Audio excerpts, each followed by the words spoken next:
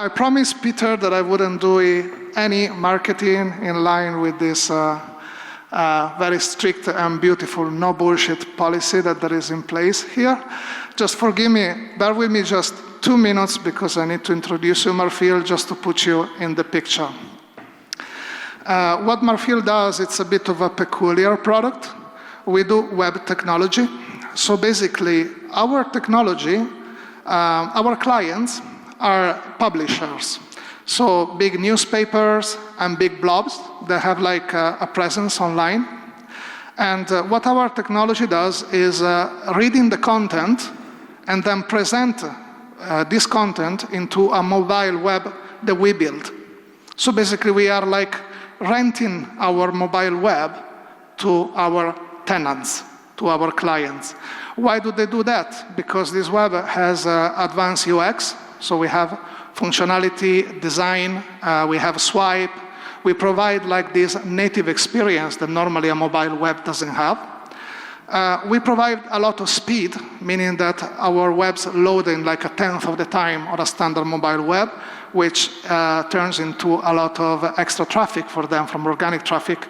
And last but not least, we have a very sophisticated monetization layer. So basically we are showing ads and we are selling the advertisement space through programmatic buying. Is anybody familiar here with programmatic buying? Nobody? 2, okay. Well, think about the stock market. Like, so you are on a website and you are like going down and scrolling through this website and you are about to see an ad. The moment you are about to see an ad, that space goes on the market in which several people bid and figure out like how much they want to pay for it. And eventually, in those fraction of a second, we sell this to the best offerer. So basically, we are capable of maximizing the value that you reach from this advertisement space. So I joined Marfeel after leaving Typeform. After 3 years there, I built the team and the infrastructure over there, and then I thought it would be fun just to restart over and do it again. And when I joined Marfeel, I found a bit of a shock. Marfeel is serving 4.2 billion ad impressions per month. And this is, corresponds to just around 700 million visits, because basically you have to sum up all the visits from all the webs that we manage. And as Peter was saying, it's not just the scale of what we do that is interesting, but it's more like the margins in programmatic buying are very, very small. So this means that we cannot possibly afford using the normal technologies and the normal tools that other companies use. I will give you an example. If we want to get Google Analytics 360, it would probably cost us $500,000. And we want to scale in the future, you know, so that's not doable. So we would have to do that for analytics, we would have to do that for our infrastructure, we would have to do that for DFP, or Ad Manager, which is Google Advertisement Platform. We would have to do that for all these different tools. So the operational cost would be completely prohibitive. As a matter of fact, our competitors, we had a few competitors, and basically they don't exist anymore because they all ran out of business because they couldn't manage their costs. So Marfeel is a company that owes their success to their ability of managing costs. And this is like extremely sensitive for us. When I joined this company, so the result is that we have to get many data sets from many different places. But these data sets, like, they are not really in great shape. You know, we have to get very, very creative at the time of overcoming the sampling issues of Google Analytics, at the time of maybe crawling data from one place because it's not available anywhere else, and so on and so on. So the results of that is a big mess. We have like hundreds of different data sets, and each one of them, they come at different granularity, and each one of them, they need to be consolidated, and we have to make sense of them. Therefore, we have one layer of complexity, which is the scale, and another one, which is the complexity itself. You still with me? Okay, now there is the interesting stuff. Right, when I joined the company, I found that there were extremely good software engineers, and so that then, in spite of not having a department of data, they had done a lot of very hard work. So we already had collectors in place that were reading data from all these different data sources and all these different partners that are involved in the ad tech business, and they were saving them in a centralized repository. Happened to be a MongoDB.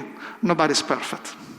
And then taking from there, we would feed this data into a custom-built application that provides it to the publishers.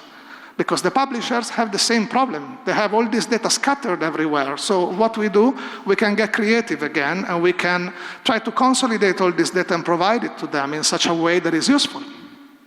Furthermore, what we do, we give them the option to connect to the Marfeel hub, and therefore they can give us their data, so they can connect us to their Google Analytics that maybe has less sampling than ours.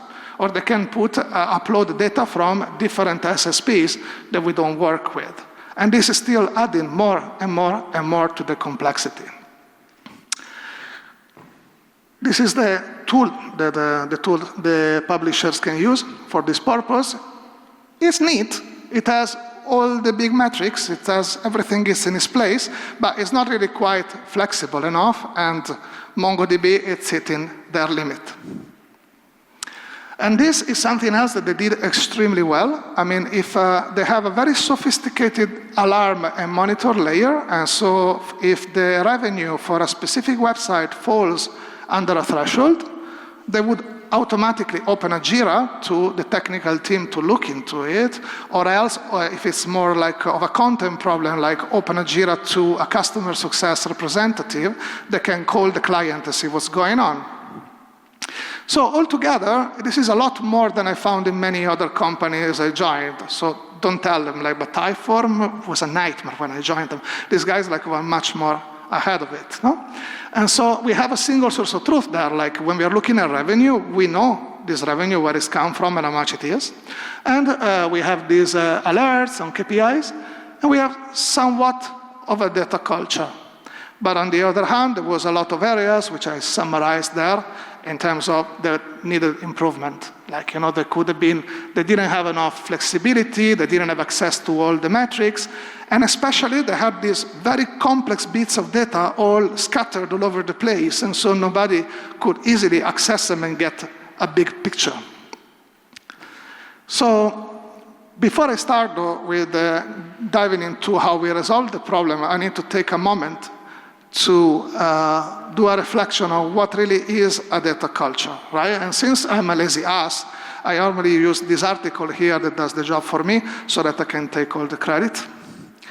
And according to these two very clever people, there are 5 building blocks to a data culture. None of them will surprise you, but like the single source of truth that we discussed. A data dictionary, meaning that all the metrics must be very well defined and documented. Broad data access, people must be able to access this data and be sufficiently literate as per understand it.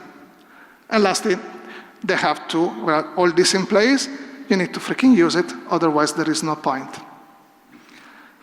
Previously, I tried to address this problem and I failed. I failed because I built a very beautiful infrastructure, but I failed to give access, real access to this data to the people. So I really wanted to focus at Marfeel on this aspect and make sure that whatever I was building, people could actually access it. And there are accessibility, real data accessibility means no barriers. And the barriers come in 2 shapes. Number 1, technical barriers. For instance, if you want to access data in the data warehouse, you need to know SQL. That's a technical barrier. The next level, maybe, you know SQL, but you need to learn how the data is modeled. Another barrier, still halfway through. And finally, the worst one for Marfeel was the functional barrier. I mean, even if you can access it, you know where this data is, and you know SQL, this data is so complex and complexity model that you can't expect anybody to know all that, except a few people in the company who already spend their day on that data warehouse, like reading and processing and reading and trying. Still with me? Yes. So, some assumption. To make things worse, there was like certain KPIs which are the only ones that we can report. If I'm telling a customer that he has a certain amount of visits, this has to match their own analytics visit. Otherwise, they're like, dude, what are you talking about? You're telling me 10 and I'm seeing 20, right? And even worse, the revenue. The only metric I can show them are the metrics that match the revenue that he's earning, because that's the metric. And guess what? This data here, they have very limited granularity. So we cannot really use it to learn about it. Hello, good to see you. Granular data, granular access to the data requires those tools that we cannot afford.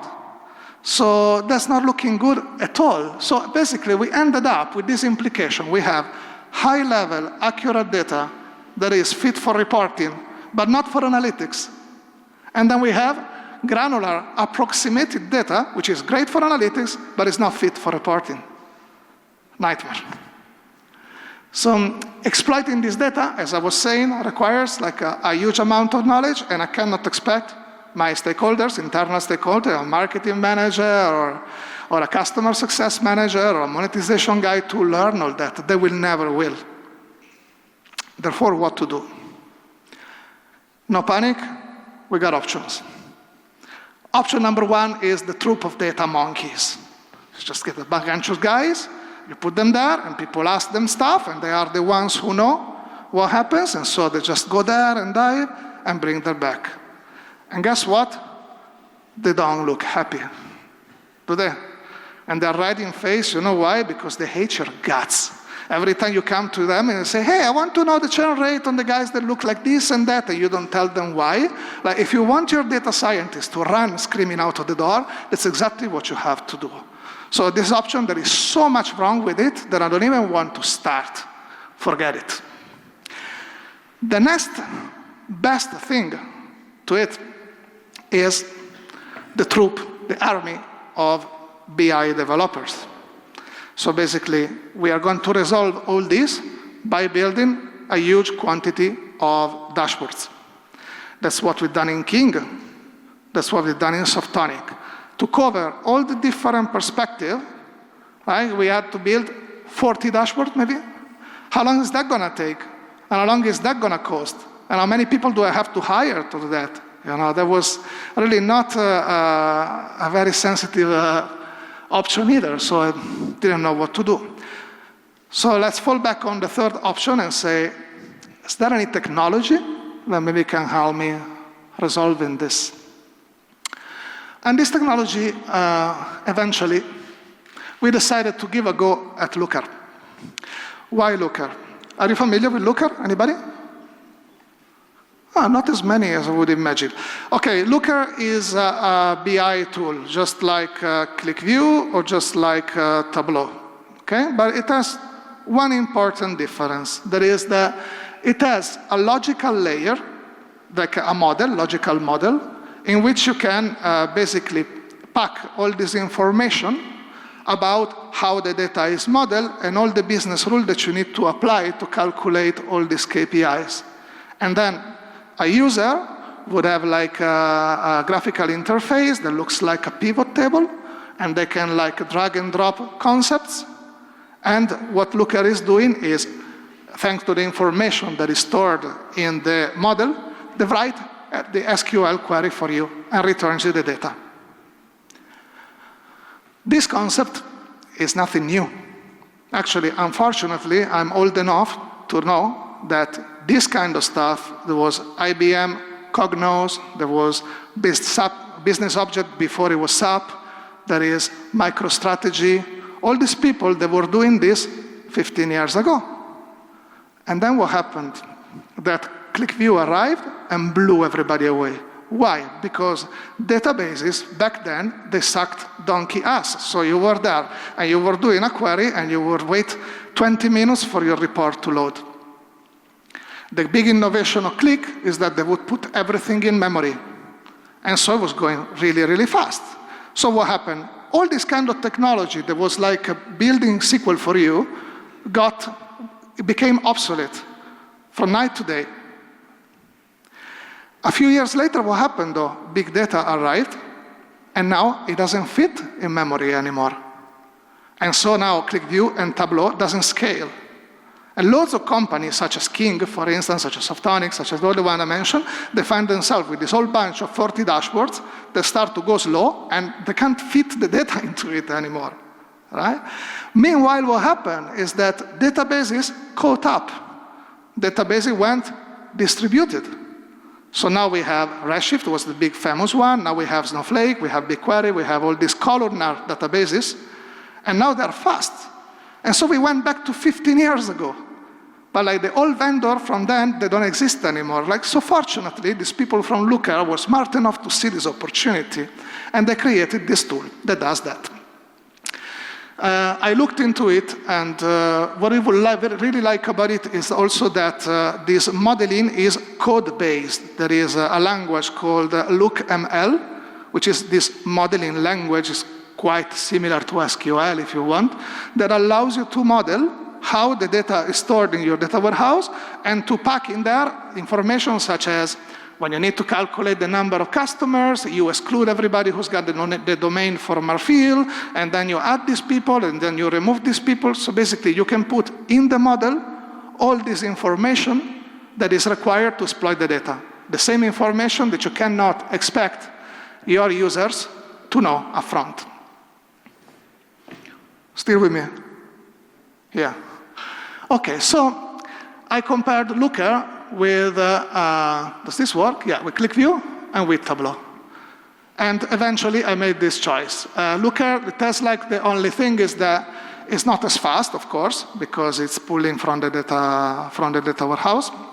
And it's also that in terms of visualization, it's not half as powerful as Tableau, for instance. But you know, sometimes it's just about deciding what kind of problem you'd rather have. And to be honest, I'd rather have this than having users unable and incapable to access my data. I talk a lot, right? Now, once I decided Looker, this restricted me in my options to pick a data warehouse. Because like there's all this bunch of people, and out of them, we isolated like the ones that were like the best candidates. Now, I'm happy to tell you about the reason why all the other ones were discarded, but it's more about the fact that they're not a database, but they are query engines, or else they are not distributed, or else they are extremely expensive and corporate, you know? And so what I did next, I compared my shortlister. There was AWS, Redshift, Snowflake, BigQuery, and this very strange beast called ClickHouse, made in Russia, and it kicks ass. It's very good, it's fast as hell, and it's open source. And this is what I found. I'm not gonna go through the whole thing, so the slides are available for you to steal anytime, but I'm gonna look at a summary. Redshift. I used Redshift, I deployed Redshift, I used it 3 years at Typeform. It's a very good product. What it's got, the best, is that it works. It works. And when it doesn't work, there's still quite a lot you can do to tune it. You know, you can use distribution keys, and you can do sort keys and all that. But there's two big problems. Like the biggest one is probably that it doesn't scale well in terms of concurrency. And when you open a Looker dashboard is basically running 20 queries at the same time. Multiply this for 20 users that you get in the company, and you're gonna run out. I just heard from Deliveroo, for instance, that they had to move away from Redshift from this very specific reason. And then the second problem that Redshift has is that computing and storage are coupled, meaning that if you want more space, you need to buy more nodes, and more nodes, and more nodes.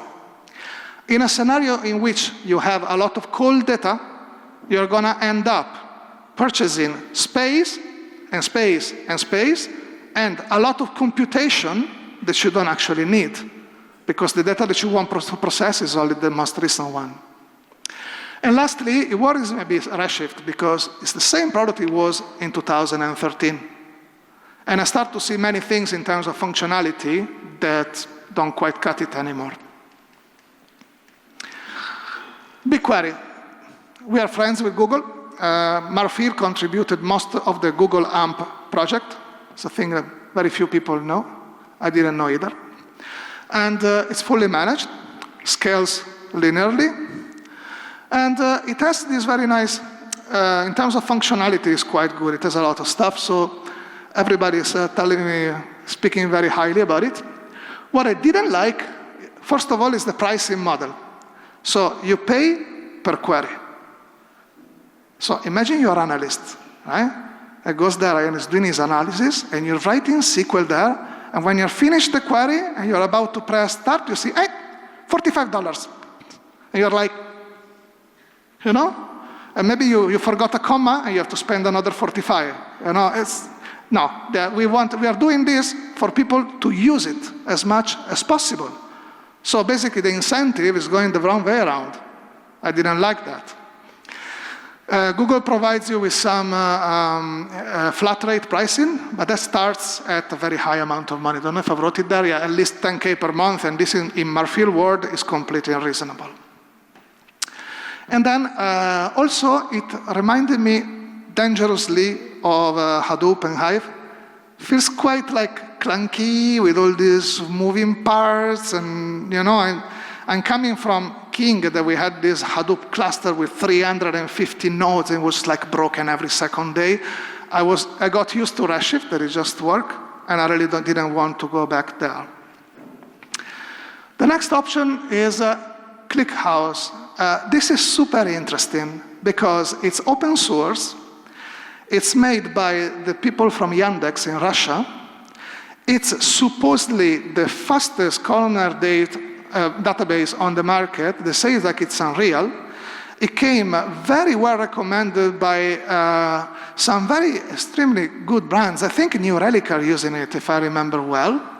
So it's very good at like processing huge amount of data and doing aggregation in a very short time. The doubt that we have is that, it was a Cloudflare, yeah, got confused.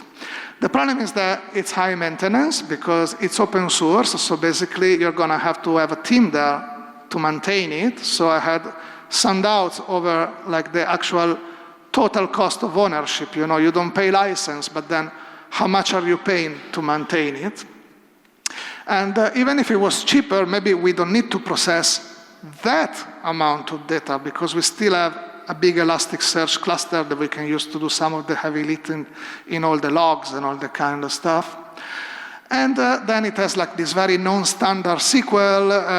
It looks like very codey, and especially what it had that put me off is that it didn't support, Looker didn't support it, right? And they probably introduced support just a few weeks back, which makes it interesting. So this is like an option that I wouldn't discard. It's only that it's a little more of a high maintenance option for you. And lastly, I discover Snowflake. Kaboom. So first time I discovered Snowflake, I heard what they were promising, and I didn't believe a word of it. Right? So what it does that is super interesting is that supposedly separates storage and computing.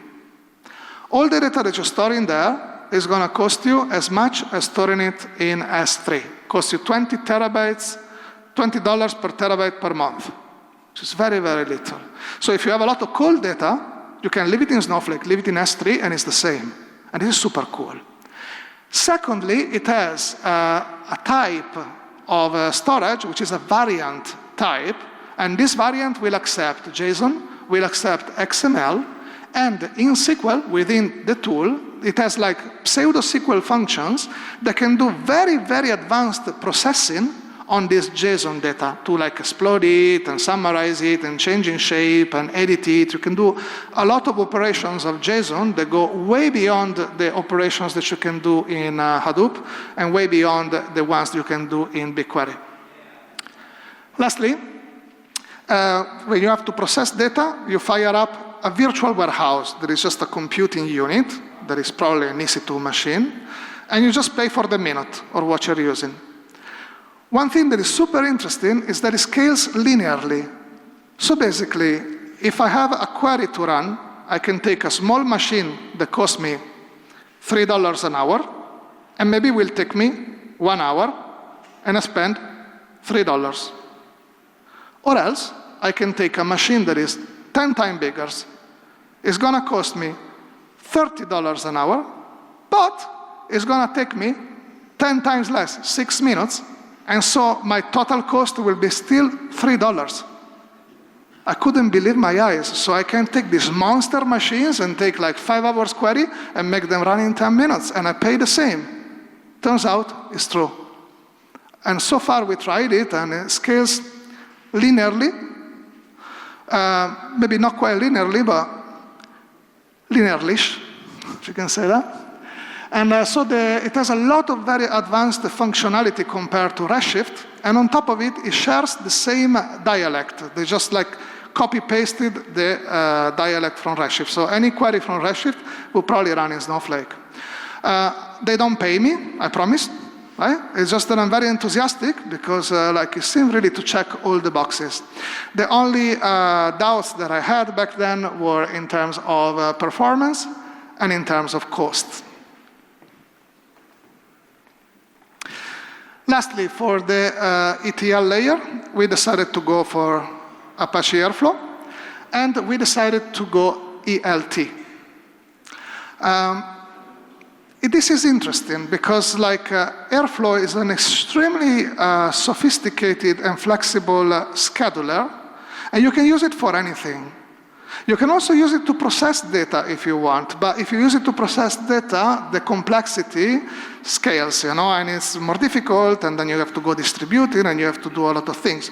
But if you just ingest your data, you use it to pull your data, ingest it in Snowflake, and then you let Snowflake do all the heavy lifting, then it becomes a very interesting option because it's free, it's flexible, it has a lot of functionality in workflow management, there's a big community supporting it, and it's quite easy to deploy. Well, quite. It's not really the easiest, but it's okay. I mean, 2 of my guys, they set it up in a couple of weeks, and it works like a charm. So I would really recommend Airflow. So this is the resulting architecture. As you can see, there is the bits at the top, which is the same ones that were there from before. We're still using them.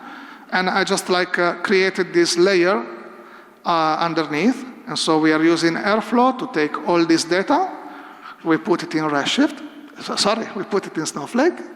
And then we process it with these virtual warehouses. And we can use a virtual warehouse for the ETL, another virtual warehouse for Looker. And the thing is that it really seems that this virtual warehouse, they handle concurrency beautiful. You can have like 10 different warehouses, which are the computing unit, by the way. You can have 10 different computing units accessing the same data, and so far, it seems like it handles it beautifully. I don't know how they do it, but it really seems to work. I still have segment there in the picture, but I'm going to get rid of it as soon as possible because at our scale is not convenient enough. I love segment. If I had like small data, I would use segment, but right now it's kind of redundant, and we only use it because it's very convenient to send like low volume data to certain integrations, such as Salesforce and stuff like that. But at some stage, it will disappear. I'm almost done, eh? And before proceeding, though, we had this in mind. Before proceeding, we had to validate that Looker would actually work at resolving all this complexity that we had in our data. And we had to validate that Snowflake would handle the volumes and would be sufficiently good in terms of performance, and especially, once again, in terms of cost. So we created this small proof of concept, in which we took a few of our main data sources, and we fed them into Snowflake in the form of raw JSONs, no processing. When we are in Snowflake, we did the processing, and we created this Looker model. Right? Just a tiny bit of marketing, because I'm very grateful for these guys from Sys Consulting. They're a small consultancy company in Barcelona, and they are a Looker partner, and they were like extremely helpful with us, and they didn't even charge us. You know, like if you're gonna plan to use Looker, I would recommend you to call them or contact me. I will make you an intro. And then we created a couple of dashboards with Looker, and we put it in front of our users. All of this was very quick. I mean, it just took us probably a month since we figured out what we had to do to execute it. Like the POC took like a month, more or less. So, and you can get a trial for both Snowflake and Looker for a month. So you can try it out for free. So this is the final result. What you're looking at here, the data is fake, is like more or less the same data that you saw at the beginning, and we were providing to our users, like the custom-built solution Marfeel had made. But it's done with Looker, and it's pulling from Snowflake. And the difference is that once I'm here, and I have all my main metrics up here, and I have all my breakdown by website here, what I can do is like I can click on a website, and that is going to bring me to another dashboard that is analyzing that specific tenant. And here I have each one of these charts is possibly coming from different data sources. It's possibly like we have like dimensions and metrics that are aggregated differently. It's like a holy mess, but people don't really need to know about that. They just like drag the thing, and the model takes care of it underneath. So. And what I like even more of that is that you can click here and say explore from here, and what you access is basically the chart underneath, and this is the data underneath. What you're looking at is kind of like a pivot table in Excel. So from here, users can create this chart, modify it, or they can create their own, and then build their own dashboard. Then think about it, data governance is centralized. They cannot fuck it up. They cannot create metrics that don't make sense. They cannot create, say the ARPU is twice as much as what it should be. No, because all the processing is governed by the data model underneath, the logical model, and all the data is the one in Snowflake, in the data warehouse. So they have very little room for screwing it up. So there is it. Before I'm leaving, I always like to show this slide, which is the one that my boss doesn't like me to show. And it's like looking back a little bit. These are like this last 7 years of my life. And it's super interesting to see how the landscape changed. Like, in 2012, we had SQL Server, and it was doing a great job back then. And we were starting to use Hadoop. We were using Pentaho data integration for ETL. I used it a lot. You can still use it. It's still good for certain things. And then we moved on to King in 2014, and it had evolved so much. Like, ETL disappeared, and we were doing everything in Java. We were using mostly Hadoop and Exasol, who was one of the first columnar databases. Then they migrated to BigQuery. And then they had ClickView, and which then broke for the reasons I told you before, and they moved on to Looker. In 2016, I joined Typeform, and that's crazy. Like 3 years ago, I created an infrastructure from scratch, and 3 years later, I created a new one that has nothing to do with it. Like a complete different technology. This stuff is moving so fast. And right now, what I'm doing is, this is super interesting. Right now, most of our data sources are APIs and microservices, which makes tools such as Pentaho quite obsolete because they don't handle it very well. ETL is done in Python with Airflow. And the data warehouse is Snowflake, and the BI layer is Looker. And God knows what's coming next. Exciting times. Thank you very much for not falling asleep. Thanks for the talk. Do you provide access to Looker for your external users? And if so, do you have any solution for row-level data access security or not? We don't do that yet, but it is definitely something we are considering. And yes, there is pretty simple ways you can handle row-level security. And also Snowflake offers a data sharing service in case you want to share the data directly from the database. Since it's like a SaaS, people can just connect and download it from there. But yeah, it's definitely a good option. Your concerns with BigQuery seemed quite soft as compared to the hard concerns of like not having analytic functions or whatever. One of the advantages of being charged per the amount of data you get scanned is you get to really optimize the cost if you can be smart about how you write the queries. Given that cost seems to be something that you care quite a lot about at Marfeel, I would have thought that the BigQuery pricing model would actually appeal to your team because you can be really, kind of optimize that query spend. So I'm kind of slightly surprised that you actually got put off by that. Yeah.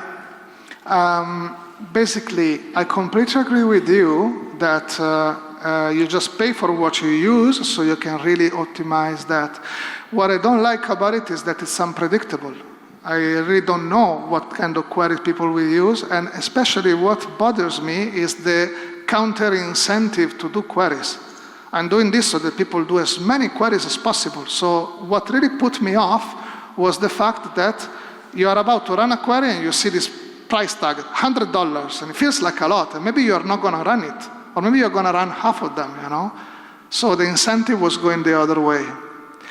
In the case of Snowflake, when I was talking about these computing units, they also charge you by the minute. But they charge you by the minute that the warehouse is in use, regardless of how many queries go through it.